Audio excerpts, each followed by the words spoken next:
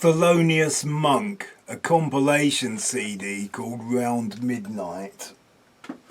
In the 80s, people started calling stuff like Sting or Sade jazz.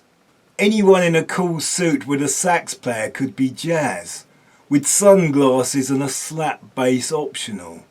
I've tried converting one of my own songs to make it that kind of Girl from Ipanema wine bar jazz, changing the 1 and 4 chords to major sevenths, the 2, 3 and 6 chords to minor seventh, and the 5th chord to a dominant seventh.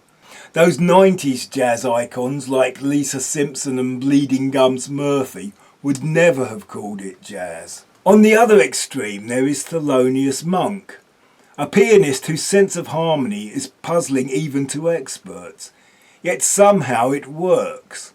There is plenty of film of him. He stabs at the notes, often quite violently. He wrote Around Midnight, which has become a jazz standard. It is on this CD, which I picked up from a charity shop or bargain bin somewhere. It is often with me in the car and I seem to play it quite a lot. That may be because I don't expect ever to be totally familiar with it.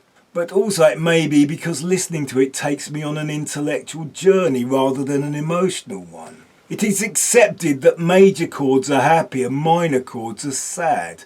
I find jazz chords are like supercharged minor chords, creating a whole spectrum of melancholy.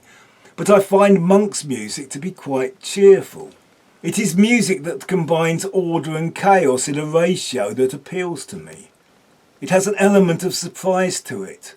Monk will establish a nice melody or an interesting riff, or he will play a dazzling flourish. But he will then stab at the keys, creating a jarring dissonance and sounding like he has made a mistake.